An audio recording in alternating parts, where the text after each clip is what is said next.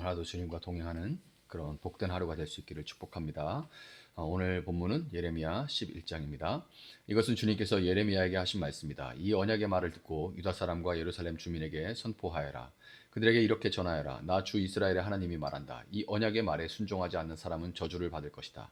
이 언약은 쇠를 녹이는 용광로와 같은 집 땅에서 너희 조상을 데리고 나올 때에 내가 그들에게 지키라고 명한 것이다.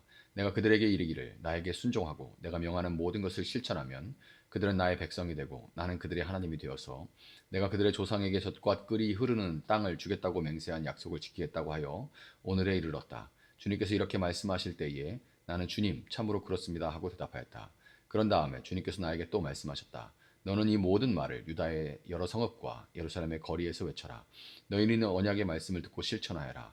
이것은 내가 너희 조상을 이집 땅에서 데리고 나온 날에 확실히 경고하였고 나에게 순종하라는 것을 오늘에 이르기까지 거듭거듭 경고하였기 때문이다. 그러나 그들은 듣지도 않고 귀를 기울이지도 않았다. 오히려 그들은 자기들의 악한 마음에서 나오는 고집대로 살았다. 그래서 나는 지키라고 명한 이 모든 언약의 말씀대로 그들에게 벌을 내린 것이다. 그런데도 그들은 지키지 않았다. 주님께서 또 나에게 말씀하셨다. 유다 사람과 예루살렘 주민이 나를 대적하여 음모를 꾸미고 있다. 그들도 자기들의 옛 조상이 저지른 죄악으로 되돌아가고 말았다. 그 조상이 나의 말을 들으려 하지 않고 다른 신들을 쫓아다니면서 섬기더니 이제는 이스라엘 백성과 유다 백성도 내가 그들의 조상과 맺은 언약을 파기하였다. 그러므로 나 주가 말한다. 보아라, 그들이 벗어날 수 없는 재앙을 내가 그들에게 내리겠다. 그들이 나에게 도움을 간청해도 내가 응답하지 않겠다. 그때의 유다 여러 성읍에 사는 사람과 예루살렘 주민은 분향하며 섬기던 신들을 찾아가서 도움을 간청하겠지만 그 재앙의 날에 그 신들은 절대로 그들을 구하여 주지 못할 것이다. 전혀 도와줄 수 없을 것이다. 유다 사람들아, 너희가 섬기는 신들은 너희가 사는 성읍 수만큼이나 많고 너희가 바알에게 분향하려고 세운 그 부끄러운 제단은 예루살렘의 골목길 수만큼이나 많구나. 예레미야야, 너는 이런 백성을 보살펴달라고 나에게 기도하지 말아라. 너는 그들을 도와달라고 나에게 호소하거나 간구하지 말아라. 그들이 재앙을 당할 때에 네가 나에게 부르짖어도 내가 들어주지 않겠다. 내가 사랑하는 유다가 악한 음모나 꾸미더니 내 성전에 들어와서 어쩌자는 것이냐. 살찐 짐승을 희생제물로 바친다고 해서 재난을 피할 수 있겠느냐? 구원의 기쁨을 누릴 수 있겠느냐? 유다야, 한때의 나 주도 너를 잎이 무성하고 열매가 많이 달린 올리브 나무라고 불렀으나 이제는 요란한 천둥 소리와 함께 내가 그 잎을 불로 사르고 그 가지를 부러뜨리겠다. 이스라엘과 유다를 나무처럼 심어주신 만군의 주님께서 너희에게 재앙을 선포하셨다. 이스라엘 백성과 유다 백성은 내 마음을 상하게 하려고 바알에게 분향하였으니 저지른 그 죄악 때문에 그들에게 재앙을 내리겠다. 주님께서 저에게 알려주셔서 제가 깨닫게 되었습니다. 그때 주님께서 그들의 모든 행실을 저에게 보여주셨습니다. 저는 도살장으로 끌려가는 순한 어린 양과 같았습니다. 사람들이 저를 해치려고 저 나무를 열매가 달린 그대로 찍어버리자, 사람 사는 세상에서 없애버리자, 그의 이름을 다시는 기억하지 못하게 하자 하면서 음모를 꾸미고 있는 줄을 전혀 몰랐습니다. 그러나 만군의 주님, 주님은 의로운 재판관이시오 사람의 생각과 마음을 감찰하시는 분이십니다. 저의 억울한 사정을 주님께 아뢰었으니 주님께서 제 원수를 그들에게 갚아주십시오. 제가 그것을 보기를 원합니다. 그러므로 주님께서 아나돗 사람들을 두고서 이렇게 말씀하신다. 그들이 너의 목숨을 노려서 이르기를 너는 주님의 이름으로 예언하지 말아라. 주님의 이름으로 예언을 계속하다가는 우리 손에 죽을 줄 알아라 한다. 그러므로 나 만군의 주가 말한다. 내가 그들을 벌할 것이니 그들의 장정들은 칼에 찔려 죽고 그들의 아들과 딸들은 굶어 죽을 것이다. 내가 아나돗 사람들을 벌할 때가 되어 그들에게 재앙을 내리면 그들 가운데서 살아남을 자가 하나도 없을 것이다. 아멘. 자, 오늘 본문은 하나님께서 이스라엘 백성과 맺으신 언약, 그 약속에 집중을 하고 있습니다. 1절부터 5절까지를 먼저 보면 하나님은 출애굽 때부터 이 백성과 언약을 맺으셨다는 것을 상기시키십니다. 이 언약의 말을 듣고 유다 사람과 예루살렘 주민에게 선포하여라. 하나님은 이집트라는 쇠를 녹이는 고난의 영광로에서 그들을 이끌어내실 때 분명하게 말씀하셨어요. 나에게 순종하고 내가 명하는 모든 것을 실천하면 그들은 나의 백성이 되고 나는 그들의 하나님이 될 것이다. 이것이 약속이죠. 하나님은 이 언약에 대해서 그 이후로 철저하게 신실하셨습니다. 조상들에게 약속하신 젖과 꿀이 흐르는 땅을 실제로 주셨고 오늘 우리에게까지 그 은혜의 계보를 내려오게 하셨어요. 하나님의 신실함은 단 한 번도 변하거나 흔들린 적이 없습니다. 약속을 지키기 위해 때로는 참으시고 때로는 기적을 베푸시고 그들을 제사장 나라로 삼으시기를 원했습니다. 그들을 제사장으로 세우기를 원하셨어요. 하나님과 이방 민족들 가운데 다리를 놓는 그런 제사장 나라로 세우고자 하셨습니다. 하지만 안타깝게도 6절부터 17절은 이스라엘의 불신실함을 고발하고 있습니다. 이스라엘은 가나안 땅에 들어가서 그곳을 거룩한 땅으로 변화시켜야 될 그런 사명이 있었죠. 이방 민족들과는 다르게 구별된 하나님의 말씀을 따라 살아가는 구별된 거룩한 민족으로 살아갈 사명이 있었습니다. 그러나 그들은 거룩한 변화의 주역이 되기는커녕 오히려 가나안의 악한 풍습에 젖어버렸습니다. 그들이 조상들이 범했던 죄를 그대로 반복하며 하나님을 배반했던 거예요. 하나님께서 주신 율법은 그들을 억압하는 굴레가 아니었습니다. 그것은 하나님을 향한 사랑의 표현이자 죽음의 길에서 벗어나서 살 수 있는, 생명을 얻을 수 있는 유일한 길이었습니다. 하지만 그들은 생명의 길인 이 율법을 버려버리고 눈에 보이는 풍요를 약속하는 바알과 아세라, 이방의 우상들을 선택했습니다. 하나님의 백성으로서의 정체성을 스스로 내던져 버린 거예요.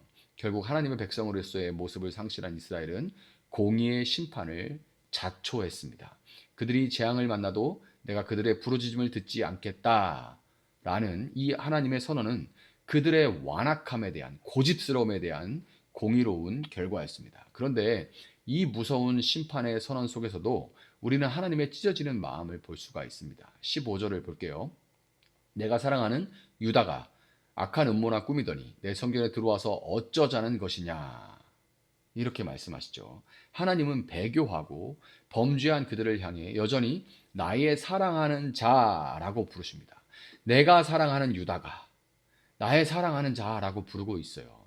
때리고 징계하시면서도 차마 손을 놓지 못하는 부모의 심정이 고스란히 느껴집니다. 비록 그들이 율법을 깨뜨리고 우상을 품었을지라도 하나님은 그들을 향한 사랑의 끈을 결코 먼저 놓지 않으셨습니다. 심판의 선언 중에도 흐르는 이 눈물겨운 사랑이 바로 복음의 소식인 것입니다. 오늘 본문의 마지막 부분인 18절에서 23절은 예레미야가 겪는 고난을 보여줍니다.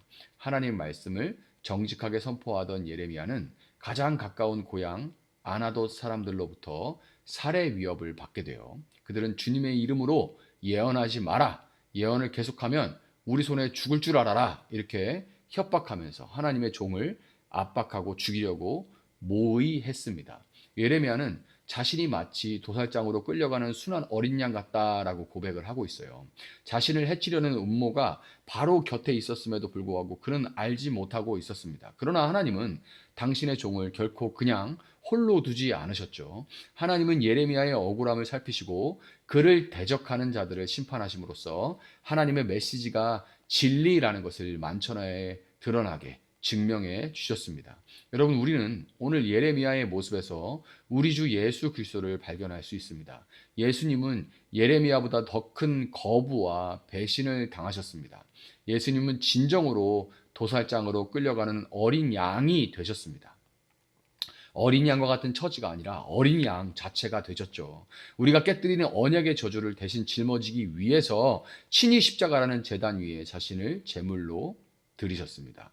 우리는 이스라엘처럼 늘 불신실하고 불성실해요. 세상의 풍요를 쫓아 가나안의 풍습에 젖어 살 때가 너무나도 많습니다. 하나님의 법을 하나님 사랑의 표현으로 지키기보다 내 유익을 위해 하나님을 이용하려고만 합니다. 그럼에도 불구하고 하나님은 오늘 우리를 나의 사랑하는 자, 나의 사랑하는 자라고 부르십니다. 우리가 받을 심판을 아들 예수에게 쏟으시고 우리에게는 다시 살 수 있는 새 언약을 허락해 주셨습니다. 예레미야를 신원하여 주신 하나님은 죽음에서 부활하신 예수님을 통해 우리의 모든 고난이 결코 헛되지 않다는 것을 확증해 주셨습니다. 여러분, 오늘 하루에 우리와 맺은 언약을 지키기 위해서 아들까지 내어주신 하나님의 그 지독하고도 성실한 신실한 사랑을 깊이 묵상할 수 있기를 바랍니다. 세상은 우리에게 가나안의 풍습을 따르라고 그렇게 유혹합니다. 하지만 우리는 하나님의 백성이라는 정체성을 굳게 잡아야만 합니다. 그것이 우리가 살 수 있는, 생명을 얻을 수 있는 유일한 길입니다. 하나님의 뜻대로 살 때에 세상에 오해나 배척이 있을 수 있죠. 그렇지만 여러분, 두려워하지 않으시기를 바랍니다. 우리를 끝까지 지키시고 최후 승리를 주실 주님이 우리와 함께 하십니다. 이 새날 여러분의 삶의 현장에 깨어진 마음을 회복시키시고 언약의 신실함을 증명하시는 그리스도의 사랑이 충만하게 임하기를 예수님의 이름으로 축복합니다. 잠시 기도하겠습니다. 사랑하시는 주님 감사합니다. 주님, 예레미야와 같이 주님, 우리는 참으로 신실하지 않은 그런 사람들 가운데 함께 살아가고 있습니다. 우리 또한 역시 그런 신실하지 못한 모습으로 살아갑니다. 우리가 의지할 수 있는 건 우리 자신이 아니라 오직 하나님, 신실하신 하나님뿐입니다. 신실하신 주님을 우리 의지할 때에 주께서 우리의 도움 되어 주시고 주님, 우리의 피난처가 되어 주시고 주님께 기도하는 이 모든 기도에 응답하여 주셔서 주님 참으로 이 마지막 시대 가운데 주님의 뜻을 행하며 살아갈 수 있는 저희들 될 수 있도록 주님 도와주시기를 원합니다. 저희의 모든 필요와 아픔과 눈물을 아시는 주께서 우리의 모든 것들을 때를 따라 도우시는 줄을 믿습니다. 오직 주를 의지하고 나갈 때에 이 새날도 주님 베풀으신 은혜를 충만하게 경험할 수 있는 그런 새날 될 수 있도록 주님 역사하여 주시옵소서. 감사하며 예수님의 이름으로 기도합니다. 아멘. 오늘 주신 말씀 붙들고 계속해서 기도합니다.